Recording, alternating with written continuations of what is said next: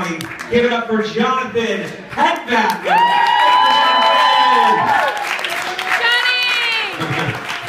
And we got Jonathan just sits in the fucking crowd and just boom. Awesome. Keep going one more time for him, guys. Keep the energy going. Hello, it's me. I guess you guys are watching younger than me, so I'll talk about college. So in college, I made a big mistake. I never chose a roommate for the first 2 years. So I get into college, you know, I'm Jewish, just like the first presenter.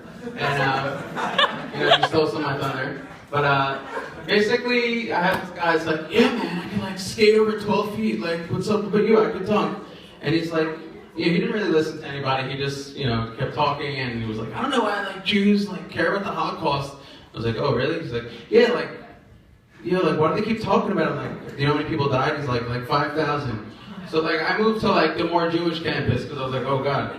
So I moved to the next campus, and same thing. I had a roommate. He was Palestinian. I mean, this guy had all the same snacks that his mother bought him, but sometimes I went into my room and he's going under my bed and he's taking my snacks, and he had the same Twizzlers and Cheez-Its. I don't understand. So, same thing. Next year, I still didn't learn my lesson. I had another roommate. He was in the military, and he would play these like, I guess he needed Adderall, had these medications. He would get very like strung up. So sometimes he was playing these games like he had these aircraft fighters, and if he crashed or somebody bombed him, he had a hamster, and he started squeezing his hamster, and he threw it down the hallway. It was very scary. So he got kicked out of school that semester. So I had another roommate. This is like the last time it happened. And every day I went to my sociology class, like say like on Tuesdays and Thursdays. I came back and I opened the door and the chain bolted out. I hear people pulling up their pants, putting on their belts, and I walk inside with, you know, I see like, you know, really upset faces, and then this roommate Brad had a talk with me, and he's like, yo, listen, man, we got it out, we got like different schedules, like we need to switch roommates.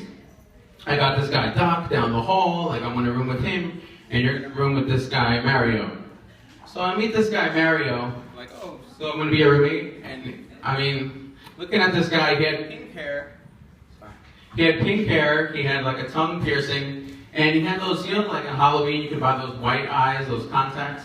So like they look very scary. Well, he wore them every single day. So, and I was like, hi, I'm John. He's like, hi, Mary. He kept twisting his piercing back and forth, and I kept thinking if I fall asleep and like, it's like a full moon one night, like I'm gonna see this guy's white eyes, I'm gonna freak out, I'm gonna have like a nightmare. Anyway, like, that was the last time after my lesson. I had an opportunity. I had a friend that asked me, do I want to room with him? I'm like, yes. So after college, I started a business, and I didn't want to live in this city because I thought I'd go broke very fast. You know, you have to have some money to stay in business. So I lived at home for 2 years. And one thing I noticed going from college, which is a little bit more active, that the suburbs are very boring. Like, people in my community are like, oh my God, did you see it? That stucco she put on? I really like that. I think they have that at Home Depot. We can do that too. Oh my God, did you see that he's going out with a non-Jew? Oh my God. It's very, like, people care about everything that's going on in their community in the suburbs. So I moved to the city, and I kind of miss a little bit of the suburbs. Like, I moved to this apartment, and there's nobody in it, and I'm thinking to myself, wow, I could like die, and like 12 days later, nobody would even know. And I think this happens, like you have like in the New York Times, a man dead for 89 days in this like, building. Like, they finally found out because the smell went to 3 blocks down. Whatever. So I got to my apartment, and I'm trying to just, you know, get out, and I went to Taco Bell, and I got like a 7-layer burrito. And it's freezing outside, and it's like very cold and windy. I'm walking to the library, I don't know, it's like a Sunday, or I was looking to like, you know, read some business books, get out there. I was kind of like lonely in my apartment, and it's really windy outside, maybe almost snowing, and I get to the library, and I ask the librarian, do you know where the business books are? And she points, like, you know, it's right over there. So I go to the business section, a few aisles down, I see the mirror. There's beans, there's cheese, there's salsa all over my face. I go back to the librarian, and I'm like, Miss, you saw the beans and cheese and salsa all over my face, You didn't say anything. She goes, yeah, I don't know. And like people in New York, they don't care at all. So I just want, I kept wanting to meet people. I didn't have that many friends. Actually, my mom's true story. Everything's been true so far. But, my mom, she went on like a Jewish website on for the Upper West Side Jews, and she kind of like called someone. It's like, hey, my son lives on 92nd Street too. You guys can be friends. It actually worked out. This guy's one of my best friends, so I guess. I love David. So when I got this office, like I was hired on Craigslist. Like I just thought like a new business, just save money, don't spend too much. Craigslist, it's $10, $25 to post. So I got for the first employees $8 an hour, $10 an hour. I mean, it was really bad what I was paying them, but I just wanted to be able to afford the rent, make money, and just get like everything done for the business. So we had this guy, Ahmed. He was like a little bit bigger guy. He was Arabic. He was Egyptian. We went to a Chinese restaurant one day. Oh, my lip is so dry. I'm talking too fast. So we go to this Chinese restaurant, and when your friends like eating too fast, it gets like a little bit too excited. He's like sweating. He's got like his armpits are sweating, and like so people in New York, they just don't care. They'll just tell you whatever. So I guess the owner of the restaurant, this grandfather-looking guy, says, we got a little company here, like 3-4 employees. Like he looks at him and goes, "You little fat! Have some green tea. Takes out the grease." And then, like the rest of the day, this guy's face is purple. Like he feels so embarrassed, and I'm like, "Oh, okay."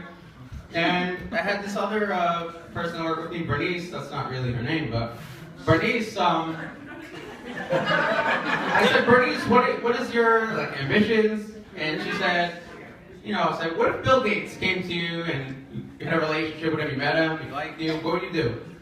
What would you ask for?" She says, I would ask, "Mr. Gates, just give me $5 grand. Oh, wow. Bernice, why $5 grand? He has $77 billion. Give me something more. You could probably afford more. What would you do with that $5 grand, Bernice? Oh, I would go up Fifth Avenue, get myself a couple bags, and a nice lunch. And I go down on the 8 train, and I'll be good." I'm like, "Oh, okay." And then, it's just funny, these people just say what they think, like, "Oh, you're Jewish, right?" "Yeah." "Oh, everyone knows that Jewish people have the best liquor at their weddings." I was like, "All right." She's like, are you a wedding, Jonathan?" I'll be like, "Jonathan, where's the liquor? Where's the Hennessy?" So, on my corner, 38th and 8th, we would walk around, and you would hear the craziest things being said. I don't know if you guys know, 38th, 37th, and 8th Avenue.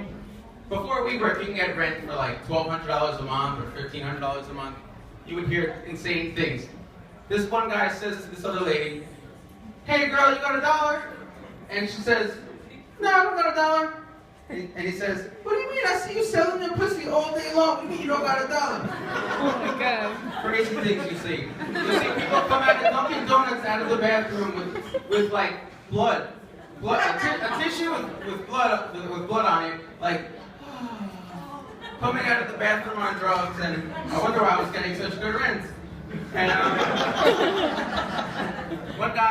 one day this guy, I bumped into him. I didn't even see him, but all of a sudden he's maybe 6'8". He shows me his reading glasses. I'm like, this guy doesn't look like he reads. But they were cracked maybe in 30 ways. And he's looking at me very angry.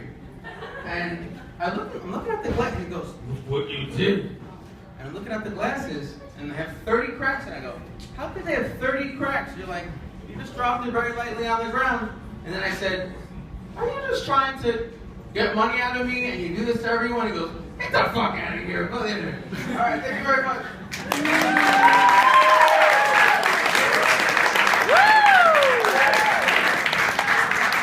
Give it over to Jonathan, everybody. Jonathan.